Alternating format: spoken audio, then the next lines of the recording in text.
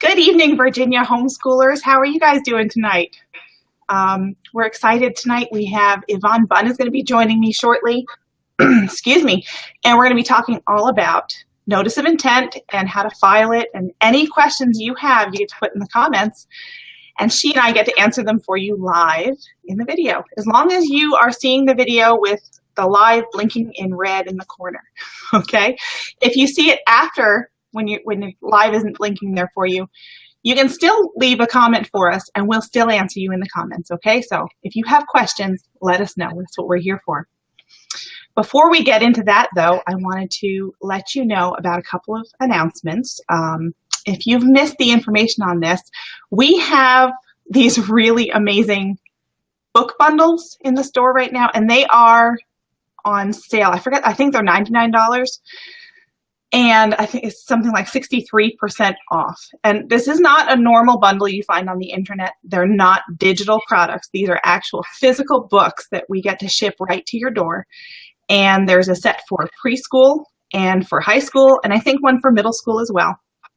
So if you're interested in those, step over to HEAV.org and check them out because they are totally worth it. And you get a tote bag with them too, and you get to pick what color. So that's really cool. So take a look at that.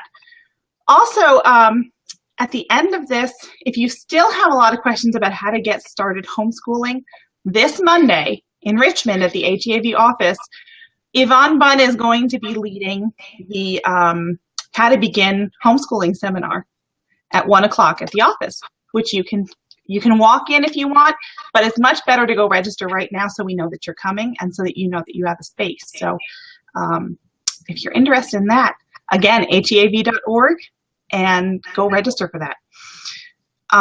Last thing I want to mention is about membership. HEAV does so much for Virginia homeschoolers without you having to be a member. Anytime you have a question, we have people standing by to answer your questions and help you through your problems.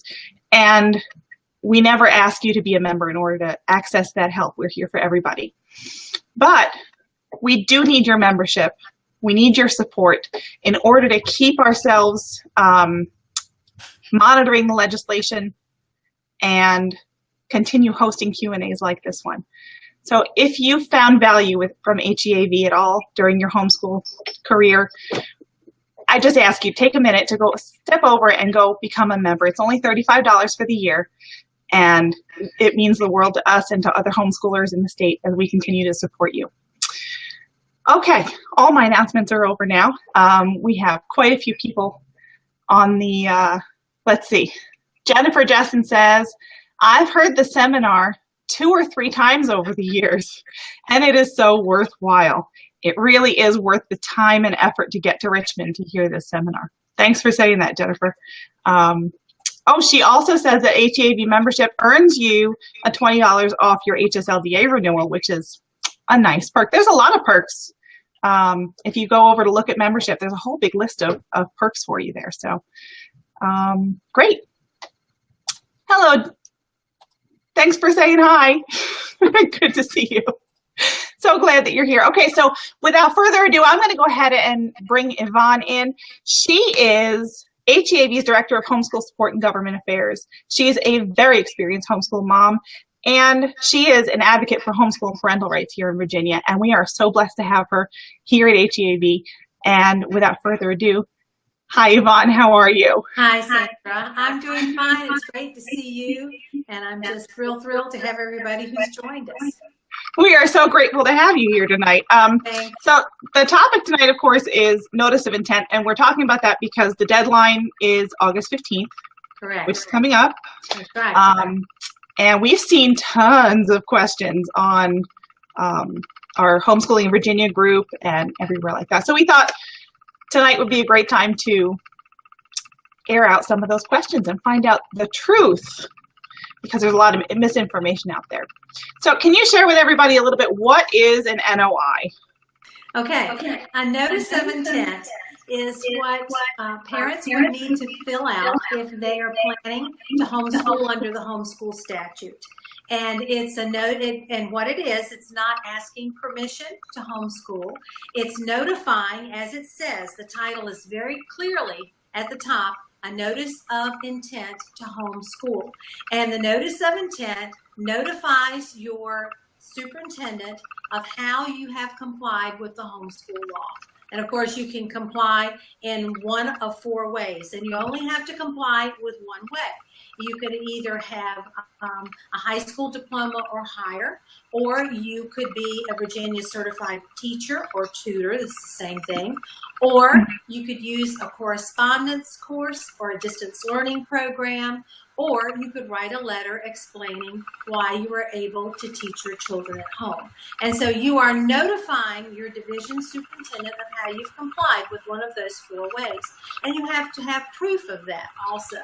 So you would want to, if you're complying with option 1, of course you want to show that you either have a high school diploma or a master's degree or a college degree, a bachelor's degree or a doctorate, whatever it is would be fine. You'd want to photocopy that, put it with your notice of intent. That is the proof that what you have checked off is correct.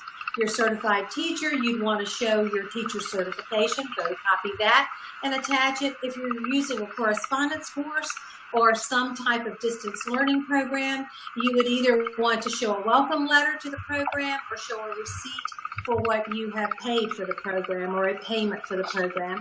And of course, under option 4, you would be writing a letter to the division superintendent explaining exactly why you're able to teach your children at home. So that's what the notice of intent does, and that's for everyone who's complying with the Virginia homeschool law, which is 22.1-254.1.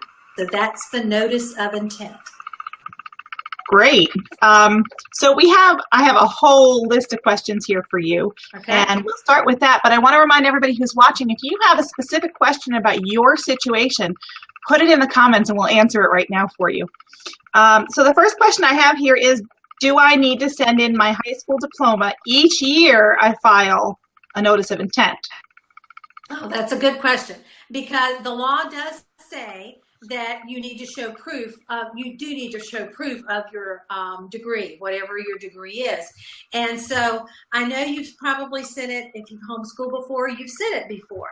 I would suggest, until the superintendent says don't send it, that you should send it in each year.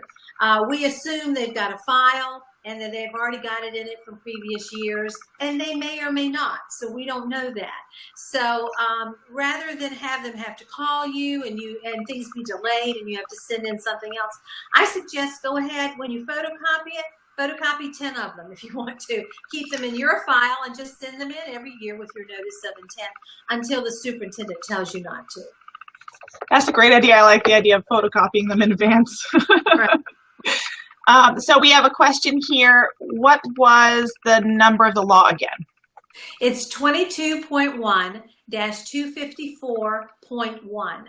That's the homeschool statute. You can go to the Virginia Code, just put in Virginia laws, and the Virginia Code will come up on its website, and you can just type those letters in. It'll go right there. We also have it right on our website. Under the law section, you can go to HEAV.org, and under the title at the top, it says law. Click on that, and there's a link right there directly to it. I think that's the easiest way to find it. Perfect. Thank you. Mm-hmm. Okay. We have another question here. Is it necessary to purchase a curriculum? No.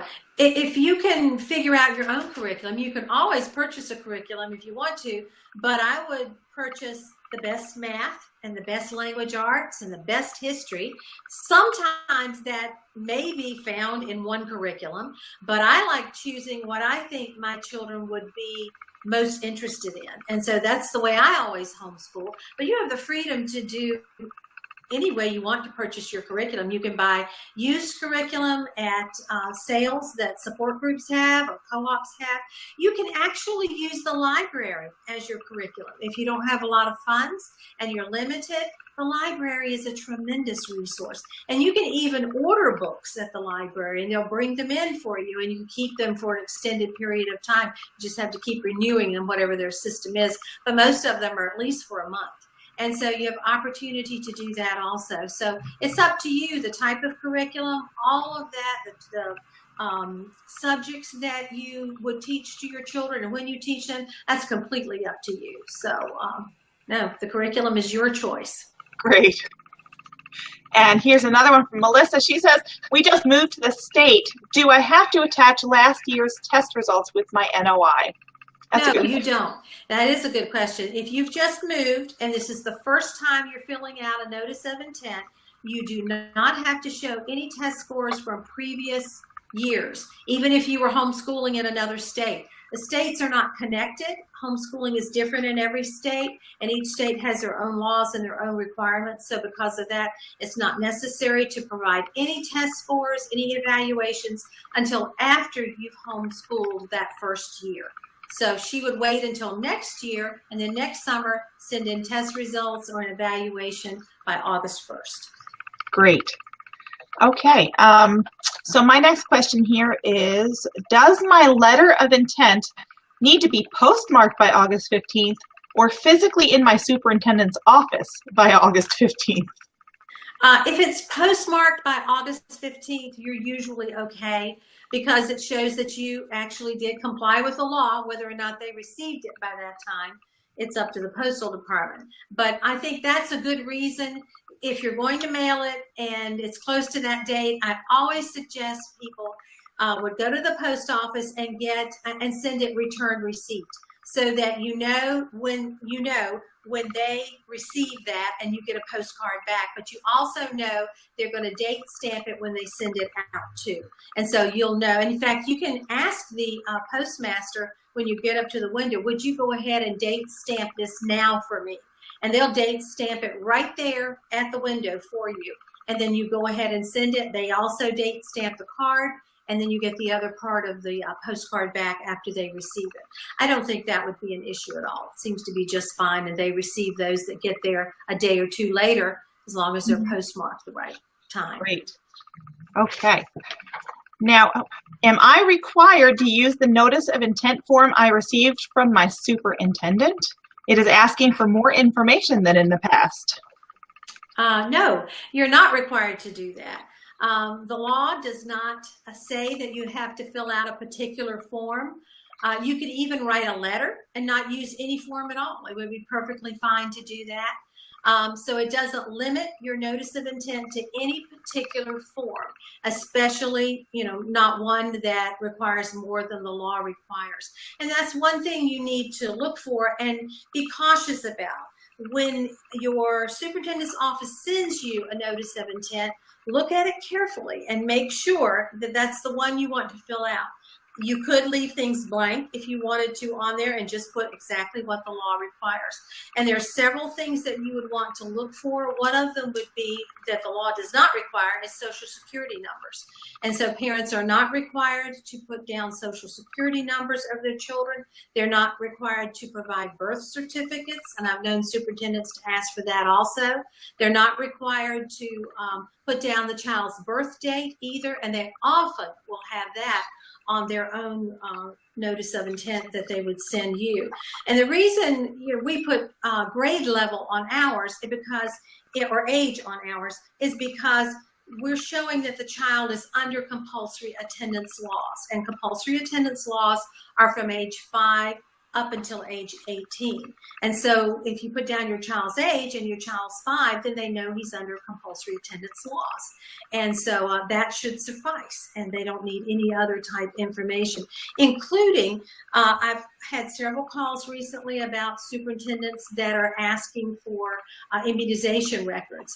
And that's not a requirement to homeschool. Providing immunization records is not a requirement for homeschool. It's not under the homeschool law, but the superintendent may ask for that, and so he can do that, but it's not an automatic thing that you have to send in. So don't necessarily do that unless it's specifically requested. Great. What about this one? I have yet to choose a curriculum. What do I write for my description of curriculum on my letter of intent? Description of curriculum has changed in the last few years, and that's because HEAV was getting so many calls from different families in different districts, and these families were saying, well, my superintendent is requiring this, and in another county, another superintendent would require something totally different. And so what we did is we went to the General Assembly, we drafted a law, and the law specifically says that a description of curriculum is limited to a list of subjects to be taught. So that means the list of subjects or the description of curriculum is just language arts, mathematics, history, science, art, music, drama, photography, calculus. I mean, what are the subjects you're going to be teaching? That's all you need to put down. You don't need to put any further description. You don't even need to put the names of the textbooks that you're going to be using. The superintendent has no authority to approve your curriculum at all, and so there's really no reason for him to have any further information than just the subjects that you're going to be teaching. So very simple. Even if you haven't chosen the books that you're going to use or the curriculum that you're planning to use this year, certainly you know that you're going to teach language arts or English, math, history, science, and the other subjects. And so that's all you need to put down, and that'll be just fine. Great. If I file under the certified tutor statute, do I also need to provide a notice of intent? No, well, no, you do not. There are two different ways that you can file if you are a Virginia certified teacher. You can file under the certified tutor statute, which is the second option on the notice of intent. If you do that, you are complying with the homeschool law and all the requirements that go with that, which means yearly notification and also turning in either test scores or turning in some type of evaluation at the end of the year. But there's another law, and it's 22.1-254, and it's the compulsory attendance laws.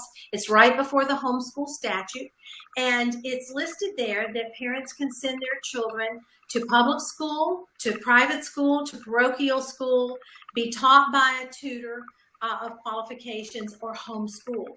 And so that one being taught by a tutor of qualifications means if you're a Virginia certified teacher, you can homeschool under that option, and you're not under the homeschool option. In that case, there is no other information, there are no other requirements there for you to do. So that means that you do not have to file yearly. You would simply file when your teacher certification runs out, which could be up to 5 years.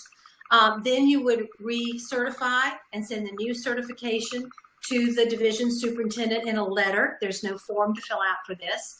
And it also means that you're not required to test yearly and send the test or the evaluation to the superintendent yearly.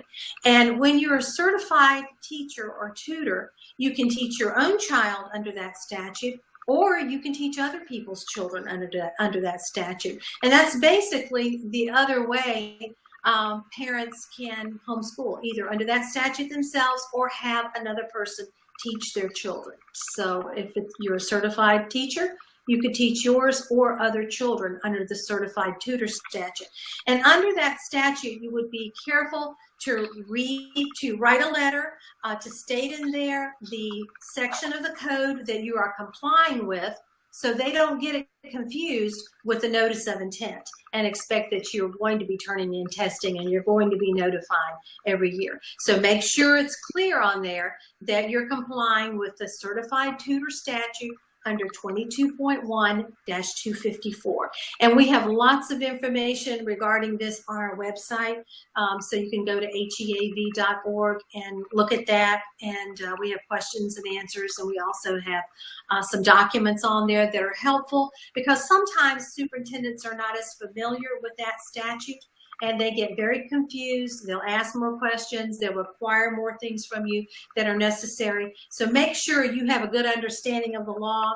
And if they come back and question you about that, you need to supply the information that we have on our website. I think it's very helpful for you to have that. In fact, there's a superintendent's memo on there that explains this to the superintendents. So that's a good piece to also send to them. And we have that right on our website under the law section. That's one of the things I love about these videos and all the Q&As on the site, is empowering parents to know the law themselves so they aren't pushed into things that they shouldn't be. Absolutely. That's right. Let's see here. If I filed a notice of intent this year for my 5-year-old daughter, she was 5 August 30th, Okay. do I have to have her tested next year? No. There is an exemption to testing, and the exemption says that if your child is not 6 by September 30th, they're exempt from testing. And so her daughter will still be 5 on September 30th of this year. She'll finish kindergarten or first grade, maybe both in 1 year. Some students do that. And if they do, she still does not have to do testing next year. If your child, again, I'll say it's not whether your child is in kindergarten or first grade. It's the age of your child on September 30th that provides the exemption for testing the following year. So if a child is not 6 on September 30th, when school begins this year coming up, then you do not have to test the following year. Okay? Great. I'm about to send in my notice of intent, but I can't find my diploma. That almost happened to me last year. Could I use option 4 on the NOI? Well, I would suggest, because option 4 is up to the discretion of the superintendent and it gives them a little more power, I think I would still rely on option 1 if you have a diploma. And most people, I couldn't tell you where my diploma is either. It's packed away in some box in the closet probably. And it's typical not to be able to find your diploma. And so what you can do, if you can't find it, and it's been a few years, then you can go ahead, check off option 1 that you have a high school diploma or a college diploma or whatever. And then what I would suggest, what you want to do is you want to then contact the school or the college that you graduated from, where your degree came from. Once you do that, ask them to send a copy of your transcript to you. Now, it may take them a couple of weeks, a couple of months to do this. It's, we don't know what their time frame is going to be.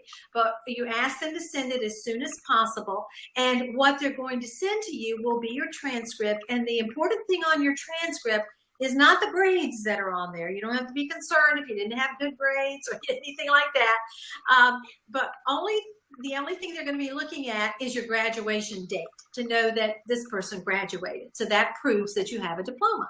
And so what I would do if I had to call or write or email and get a copy of my transcript, I would simply put a note with your notice of intent after you've checked off option 1. It'd be a sticky note. You can write a cover letter, whatever's easiest and you want to do, and simply say, my diploma is not available, but I have requested it from such and such school, and as soon as it comes in, I'll send it right to you. And I have never known them to not work with a parent on that, because they know you're trying to do what's the right thing. Mm-hmm. So even if you just discovered you can't find it, you can still homeschool with that. I think it'll be just fine. That's great. I'm planning to enroll my child in an online private school related to a university. Do I need to file a notice of intent form? Well, you might and you might not. And that's a hard question to answer across the board, because a lot of colleges now are offering things that are really private schools.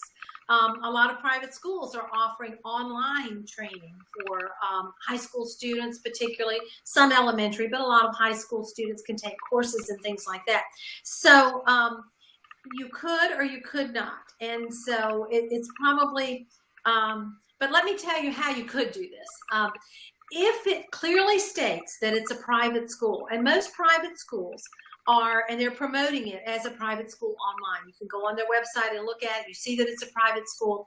If they are providing the full curriculum for you, if they are keeping the grades for you, if they are providing a report card for you, and if you're in a high school student or have a high school student, if they're providing a transcript for you, and then when you finish their program, they're going to give you a diploma that they sign instead of the parent signing, then that's a private school that your child has enrolled in remotely. And so in that case, you don't have to file a notice of intent. But you've got to have some specific things in line like that to make sure that they are in control and it's not the parent that is doing this. Now, in contrast to that, if you are in a correspondence course and you're taking 1 or 2 courses, but you're doing all the grading, the parent's keeping the grades, the parent doesn't do a report card, but the parent may be developing a transcript and taking a course, you're taking a course maybe from the local community college and you're taking these courses from the correspondence course and the parent's making records of the grade and the parent is going to give the transcript and also sign the diploma, then you would need to file a notice of intent under option 3. Probably under option 3, could be option 1 too, because it depends on if you're picking and choosing your curriculum. But in that case, if the parent is signing the diploma and the parent is giving the grades, keeping in the records, doing the transcript, signing the diploma, then you file a notice of intent. So if somebody else is doing all that for you, you are under, not necessarily under the homeschool law, and you don't need to do anything. Okay, great. But there's a difference between those two that you have to really look at. So I have to apologize to everybody. There have been a bunch of questions that came in that I didn't see because I forgot to scroll the question thing. So we're going to catch up on a bunch of live questions here. Oh, good. Okay. So I submitted my child's test results along with the letter of intent, which I've done for 2 years already, on June 1st. However, I haven't received any response until now. What do I do?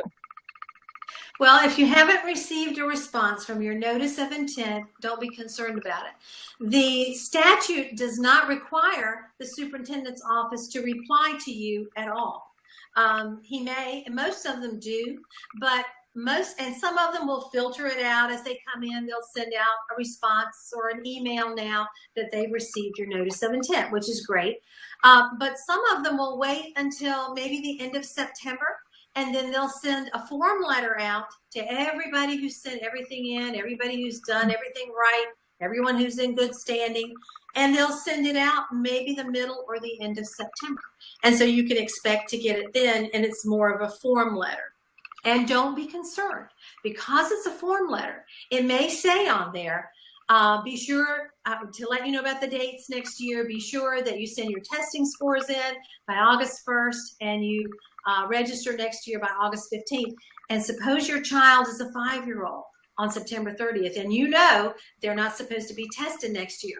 It's a form letter. They're just putting all the information in there that they're supposed to put in there so that they're kind of covering all their bases. So don't be concerned about it. Just, you can ignore that part because it does not apply to your child, since your child is exempt from that. Great. So it's probably just a form letter they're sending you. Okay. Okay. Sounds good. Let's see. Rhonda says, if I've turned in my NOI to the school, then moved during the year, still in Virginia, but a different county, do I notify both school boards of the change, and who would my proof of progress go to next August? Okay. If you move from one county to the other, you will need to file a new notice of intent for the new county that you're moving into. Now, the county that you've left, you may want to, as a courtesy, just give them a phone call and say, you know, we have moved from your district to another district. We're still homeschooling, but just as a courtesy, I want to let you know that we're no longer in your school district. And you do not have to send standardized achievement test scores or an evaluation to the county you've moved away from. And that's an optional thing, whether you call them or not. But as a courtesy, they can close your file and they won't be sending mail to you and wondering what happened. So the new county or city that you move into, you would file your notice of intent. It says that you can, when you move, you have a reasonable time to let them know, and then you have 30 days to comply with the law. So, you know, that's pretty vague. So you have some time to unpack your boxes and get settled. File your notice of intent with the new superintendent, and then you would send your test results, even if it's May when you move to your new city or town. You would then still send your test results to the new superintendent that you filed when you moved into your new county. So everything goes to the new superintendent. Great. And Pamela says hello. Hi. Hi, Pam. Good to see you. Okay. Oh, this is a really good question, and I'm really glad somebody brought this up. The K12.com is appearing to be an alternative homeschool option. Is this true? Yes. K-12 is an interesting phenomenon. It has been around for a number of years now, and it's like a correspondence type school. However, K-12 is also used as a virtual school through the public schools, which is not a homeschool program. If you use K-12 through a public school as a free curriculum, because it will be free, you are still enrolled in the public school. You may be doing your work from home using K-12, but you're a public school student, and you'll also be required to do the state standards of learning test at the end of the year and reach those benchmarks. However, a homeschooler can choose K-12 as their curriculum if they want to do that. If they decide that this is a full curriculum that they'd like to use, then they can certainly choose K-12, file a notice of intent, and just put down the subjects your child is teaching. That's all you have to do. But you can use that as your course of study if you want a pre-planned correspondence type course of study. So there are two different ways you can use K-12: as a public school curriculum, as a public school student who may be a virtual school student at home, or as a full homeschool student who's complied with a notice of intent and just simply using that as your curriculum. It means that if you don't like K-12 in the middle of the year, you can just stop using it and do something else. But if you're using it as a virtual school curriculum through the public school, that's what you're going to have to use. That's your only choice, and you'll have to use that or else get out of the program and then begin true homeschooling. So same curriculum can be used two different ways. Great. We have Melissa who says, filing for the first year, I am just sending my NOI and one of the 4 options, correct? Yes, she just wants to, all you want to do with your notice of intent is check off one of those 4 options, show proof of how you've complied with that option, and also provide your description of curriculum, your list of subjects. That's all. That's all you need to do. Okay, let's see. This one is a little bit long, and now we're covering Yvonne's face, so I'm going to remove that from the screen in a minute. But okay. Bonnie says, hi there. Just turned in my NOI and test scores, and they immediately called me back and put our family on probation based on my 7-year-old test scores. We're getting ready to test for dyslexia and dysgraphia. They explained that if his scores were not up next year, that we would not be able to homeschool. Is this correct? That is correct. Your child does have to show progress, but there are a couple of things that you could do differently to help the situation. First of all, you don't have to do a standardized achievement test. You could do an independent evaluation. And if you suspect that your child would have any type of learning disability, delayed learning, dyslexia, autism, anything like this where your child would not perform well on a standardized achievement test, first, I suggest you take that test. If you're going to do that, take the test early in the year so that you have an opportunity to do something else. With the other thing you want to do instead, if the composite score on the standardized achievement test is below the 4th STANINE, which begins at 23 percentile, then you want to make sure, I wouldn't send the test in. I would then have my child evaluated by an evaluator, which could be a doctor, a psychologist, an educational professional, somebody with a master's degree, who can evaluate your child by looking at samples of your child's work, which would mean you would need to keep a portfolio of your child's work, which is simply a notebook with samples of their language arts and math papers, their best ones that they've done each week. Keep that for the whole year, and then you can have them evaluate the work. And in that case of an independent evaluation, the evaluator simply has to indicate that your child is making progress. And that means your child is being evaluated by what he could do at the beginning of the year and what he can do at the end of the year. He's not being evaluated with a comparison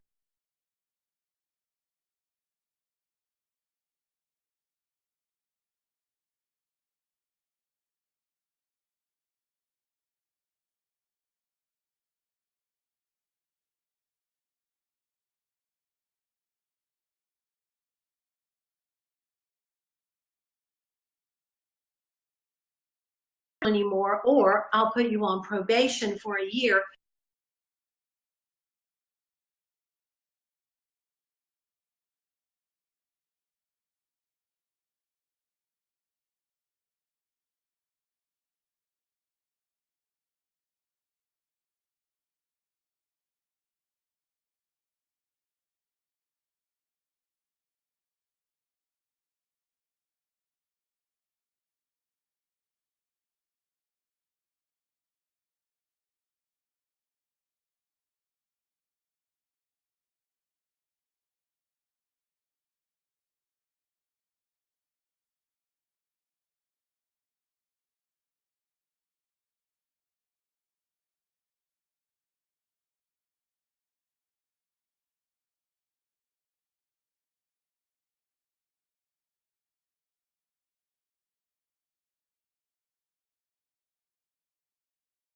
line, 23 percentile or higher, is the composite score.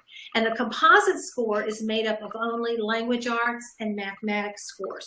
And it's not the average of those two, because they have a different matrix that they work from in order to get these particular scores.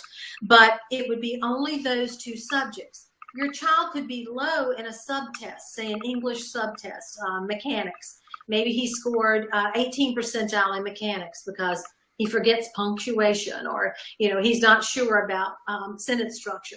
And so in that case, that's okay as long as his composite score is up to 23 percentile or higher. So make sure that those subtest scores are not the ones that the superintendent is looking at. It's only the composite score that they need to be looking at to be 23 percentile or higher. But if he's already let you know that he needs, that you would be on probation, that it's likely that he has those scores. Once you send them, you can't take them back. But I would encourage you to have your child evaluated to find out if there is dyslexia or if there is some other problem going on. You can call our office and we have counselors that can talk with you. You can also go on our website, HEAV.org, under the law section, then under testing, and we have a list of counselors, testers, and tutors. And you can contact one of those that's in your geographical area, and they can help you with doing individualized evaluation of your child. So I would suggest you do that. I think we might be having a broadcast issue. I'm seeing a bunch of people saying that their screen is frozen still. So it's been going on for about a full minute now. Okay, I'm sorry.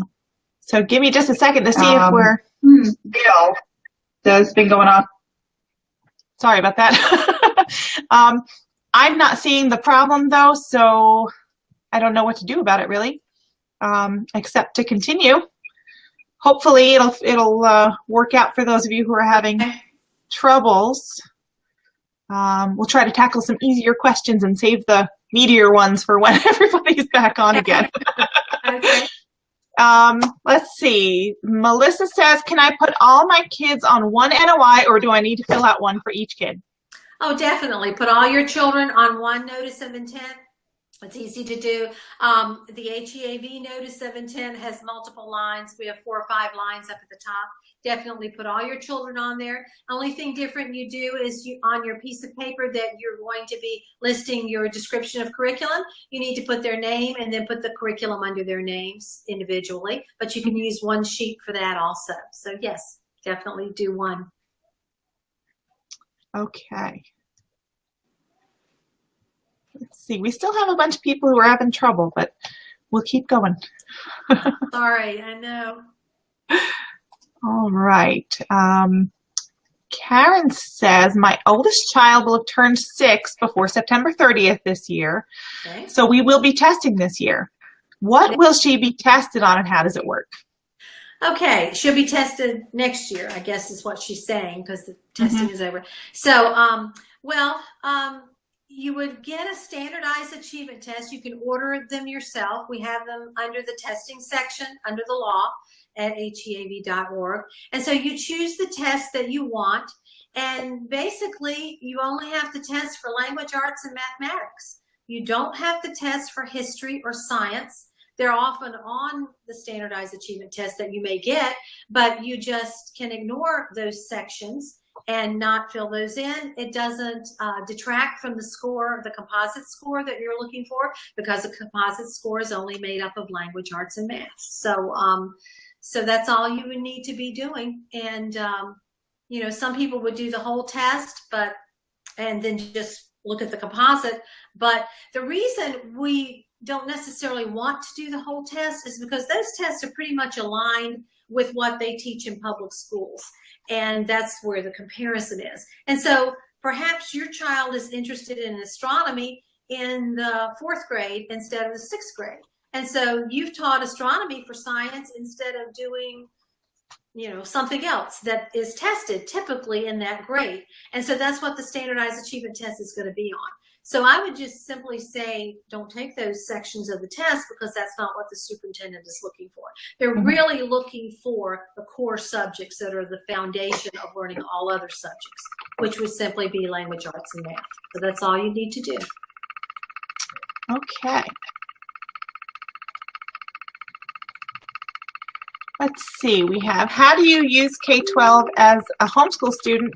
They never offered any options like that. I don't know who we're referring to as they never offered any options. I think she means K-12 themselves doesn't seem to offer. Oh, that's my impression. I think you can go on their website and look at it as a curriculum. I believe you can do that. I know in the past, I haven't looked recently, but I believe K-12 is on there as a correspondence course, so I would check there. Okay. Let's see, can anyone, this kind of relates to the question we had a few minutes ago, can anyone with a master's degree in any field write a letter for proof of progress? Can I write my own letter since I have a master's? That's a great question. Anyone with a master's degree can do that in any field, can write the letter, can do the evaluation, but it's not ethical for the parent to write the evaluation for their own child, because it's not an independent evaluation, because parents have a vested interest in the success of their children. And so for the parent to write their own evaluation, it's not subjective. And when you turn in an evaluation of your child, the superintendent has the option to accept it or not accept it. And so it's likely he would not accept an evaluation from a parent. Now, I've known them to accept it. In fact, I've known them to accept it one year, and then the next year they don't accept it. And that's simply because, I expect it's because they didn't notice it was the parent the first year, honestly. So typically the parent would not do an evaluation or reevaluation for their child because it's not considered an objective evaluation of the child. So I wouldn't do that. I would get someone outside of your family or a distant relative or someone else to do it. And in the letter, the question always comes up, well, what do you put in an evaluation letter? First of all, I would suggest that a parent would put that the evaluator, would put their credentials in the first paragraph, explaining who they are and what their background is and how they did the evaluation. It's not required that they put any scores in there whatsoever. They can just state what they evaluated the child on and generally state that the child is making progress in this area. They can say the child is struggling in this area. It's okay to put that in there as long as they state the child is making enough progress to continue homeschooling. And so that's the important thing to put in there. So, and they also may want to put evidence of their credentials with the evaluation letter. So that would be a good thing too. And then just send that on to the division. Well, actually the evaluator, unless it's a parent, would give it to the parent, and the parent's responsible to giving it to the superintendent.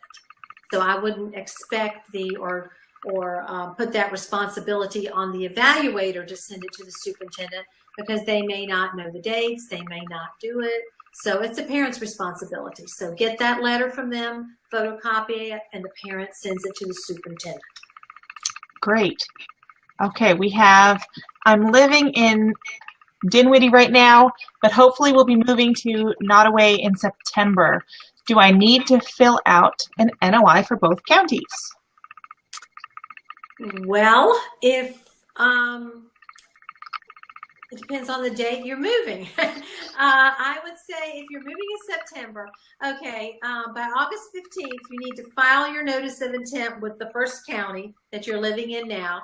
I would put a note on there and say, we're getting ready to move, you know, to another county, but I wanted to go ahead and file this. It's a simple form to file. It's not hard. And then, but definitely you have to file one when you move to your new county in September. But I think it would probably be, you know, you want to cover yourself. You want to do what's right. And it's not a hard thing to do. It costs, you know, just one stamp and filling out a form. So I'd go ahead and send it to the first county. Suppose you're delayed in moving, you know, you never know what the future is going to hold. So I think I would send it to the first one with a note and then let them know you'll be leaving probably in September, but you wanted to inform them. Simple. Sounds good. Let's see. Karen is asking if this video will be available after the live broadcast. And yes, Karen, it will be. It's going to stay live on the HEAV Facebook page, and it might even end up on our website. So you will have access to it later. I know some people had trouble watching the broadcast. It froze for some people. So hopefully you'll get to see it okay in the replay. Right. Okay. All right. At any given time, Connie asks, can any county demand the child be put into public school, or do they have to have a very good justifiable reason? No, the superintendent can put you on probation. He can tell you you cannot homeschool because you have not met the requirements, the minimum requirements. The superintendent can do that, but he has no authority to tell you to put your child in public school. You could put your child in private school. If you would probably, if you didn't put him in public school, then you would need to put him in private school, or you could pay for a tutor to teach your child. Now, but if the situation becomes such that a judge is involved, if social services is involved in the situation, if there's a guardian ad litem with your children, if there's a court hearing regarding truancy or other family issues and homeschooling is a part of that or involved, a judge can make the determination that you put your child in public school. A judge can decree that, and you have to do that unless you'll be in contempt of court. And so a judge can do that, but a superintendent cannot. Now they may threaten that, but you know what he can tell you is you cannot homeschool. And so in that case, you've got to do something else, and you just have a few choices with that. But of course, there's a lot that happens before they can say that. Yes, absolutely. There's a whole series of things that would have to happen, and it would have to be a judge. It would have to be in the court system, and you don't want to do that. You don't want to go in that direction. That's not good. Not all judges understand homeschooling. Most of them don't, and so it's a very difficult situation if a family gets to that place. Okay. Let's see. This is actually, it's a simple question, but it's a really good question, I think, for new homeschoolers. Rose wants to know, when do you start to homeschool? Oh, when do you start? Well, whenever you're ready. You know, you can just start when you're ready. Some parents homeschool the entire year. They take off blocks of time, like 3 weeks at a time, and have many vacations or relaxing time, and they'll homeschool year round. Some people start and they're on a public school schedule because it suits their family lifestyle and neighborhood friends and holidays and things like that. And, you know, it's completely up to you when you decide to homeschool. And that brings up the question of the days and times also, because the law does make reference to that. And the question along with this is, do I have to teach the same hours and the same days that the public school system teaches? Not necessarily, because even though the law states something close to that, it does not have any, you know, we're not accountable to turning in that information to anybody. We don't have to give the superintendent our records of our days and hours in Virginia. Other states do. I know North Carolina is one that's done that. but Virginia doesn't. And so there are no records that you have to turn in showing what days you homeschooled and what days you didn't. And you have to think about it. Home education is so unique. It's not just 9 o'clock in the morning until 2:30 in the afternoon. It's your children are being educated all the time. Homeschooling is a lifestyle. And so it's not a certain amount of time between certain hours that you're doing this, because you can be homeschooling as soon as you get up in the morning. And I know we used to always do reading at night. We read the classics at night as a family, and we didn't count hours for doing that, but we would sit down 30, 45 minutes, an hour every night reading, and that was our literature that we would do. And so it wasn't relegated to before 3 o'clock in the afternoon. And so homeschooling is just happens. It just happens because we can do it all the time, anytime. And that's the beauty of home instruction. So you can start when you'd like, and your schedule can be what works for you. I love that about homeschooling. Yes, I do too. I loved it. I want to mention, I know a family who their children are not morning people at all. And the mom gave up battling mornings and trying to get them started in the morning, and she starts school at 3 o'clock in the afternoon. Wow, yeah. Because that's when they're at their best as far as they're ready to learn. But of course, that's not the only time they're learning. Right, that's exactly right. I know. So it all works, whatever works for your family. Absolutely. Love that. Okay. If I hand deliver the notice of intent, can I request a receipt of some sort? Yes. In fact, I suggest that you do. Ask them for a receipt. And if I had a call on email today that said this parent asked for a receipt and the secretary refused to give her one. Oh, I don't know why. I can't imagine why. It's a simple thing to do. I think maybe what I would do is take out my cell phone and hold it there in front of me with the person behind it and take a picture of it or something. I don't know. But you could also go back if it's not too late. You could go back and mail it return receipt, and or mail a second copy return receipt, and put a note on there stating that you were very disappointed that the staff refused to give you a receipt when you hand delivered your first copy. And I think that receipt is very important to have, because it's your proof that you've complied with the law in a timely manner, and it shows good intent. And so I think that's a very valuable thing to have. So I would do whatever I could to get that receipt. In fact, I would ask to speak to someone else, and I would go up the chain of authority, and I would ask to speak to the superintendent and see if he would give me a receipt. I know it can be very intimidating. I know it, and especially if it's your first year homeschooling, and we're so used, if your child has been in public school, they've been the authority, they've made the decisions, and so it's hard to take that authority back as the parent. But these are your children. They don't belong to the state, they don't belong to that school or to that office. And so I would pursue asking somebody else for that receipt. Great advice. Okay, so I think we've caught up on all of the live questions so far. Guys, if you have any questions for Yvonne, please put them in the comments. She's here to answer them. And of course, we love this part. We love interacting with you live. So throw them in there. Oh, look, we have another one. Yay. Okay. Rose says, I sent my notice of intent. I got an email, and the school board said I would get an approval letter in a couple of days. Is that normal? Oh, sometimes that happens. We can't help. We know we're not asking for approval. We know that. We're notifying them of our intent to instruct our children in a home. So we know what we're doing.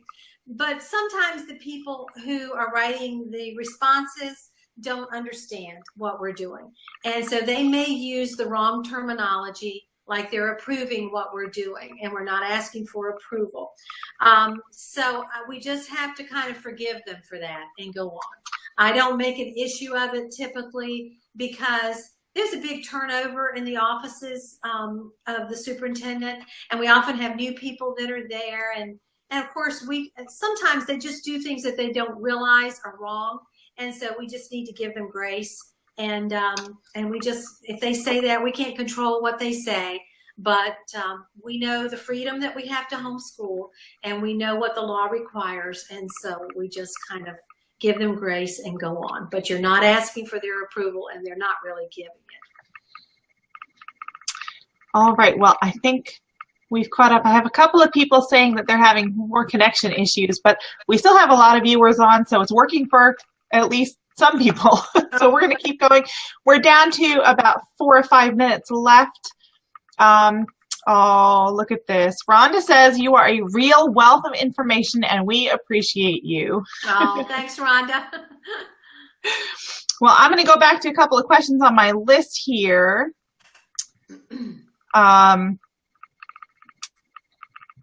This one I think is really interesting. We haven't really touched much on religious exemption, and this one does. I filed a notice of intent for several years and have now decided to change to religious exemption. Do I have to explain why I didn't initially file under religious exemption? No, you don't have to relate to that or explain, identify with that at all. You just would file your, if you're writing a letter to the school board,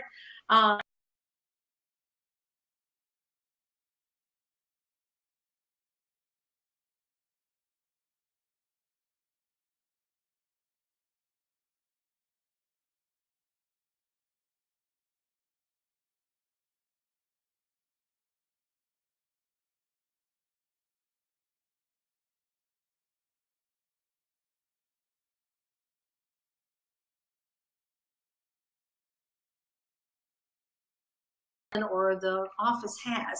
And so there's no need to address that at all.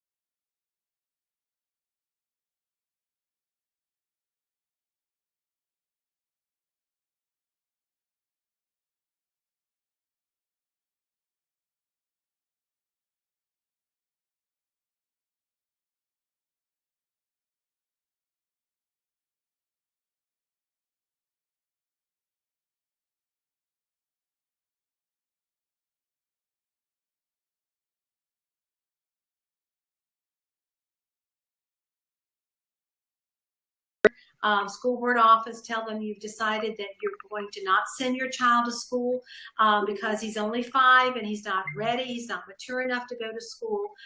What should you do? And in most cases, they'll say nothing, just send him to school next year. You don't have to say you're going to homeschool or anything if you think your child's not ready for school yet. And some of them say, well, just write a note to the school board and we'll take care of it. And then it's just a few sentences. Just write to the school board chairman and indicate, I've elected not to send my child to school this year, and because he's not ready for school, he's not mature enough. And they can't tell you no. It's up to the parent's discretion, because it's the parent that knows the maturity level of their little boy who's 5 years old and won't sit in a chair, doesn't want to hold a pencil, does not like to color in the lines, or just scribbles, and just wants to play with cars, So that child may not be ready for school yet, and that's okay. And that option is there for a homeschool parent, a private school parent, or a public school parent. That is good to know. Rhoda says that she saw this comment from someone in the Homeschool in Virginia group, and a lot of people go there to ask questions, and sometimes they get good information, sometimes they get sketchy information. Here, a person there said that we don't have to send in the diploma for option 1, that we only have to do it when the system actually asks for it. She said she had spoken to someone at HSLDA, and that is what they had said. How do we respond to that one? Well, if their superintendent doesn't want that option, doesn't want that evidence of how they've complied, but the law, well, if they don't, I certainly am not going to tell them not to follow the direction of their attorney. So, for them, that would be the right thing to do, is to follow their attorney's counsel. And so I would want them to do that. But I think it's pretty typical to send in the evidence of how you have complied, or I would expect the superintendent would be asking to see, some proof of your options that you've complied with. So that's up to the parent. If you don't do that, you can see what happens. Is there any disadvantage to providing a transcript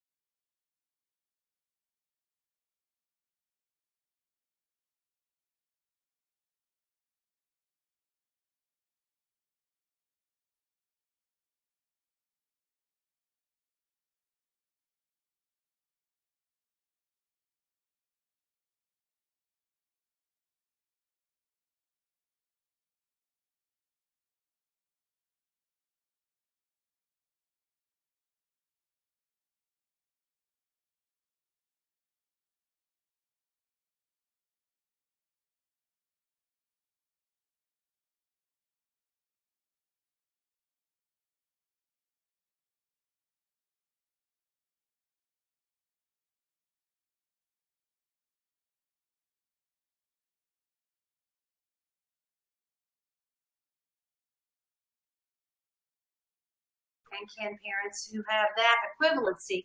And sad to say, but those in authority in the Department of Education said that they did not want to acknowledge a GED. And so it was clearly stated in the statute that it had to be a high school diploma or Good to know. degree. Okay. So definitely, if you've got a GED and a higher diploma, use that higher diploma. Don't send in a GED.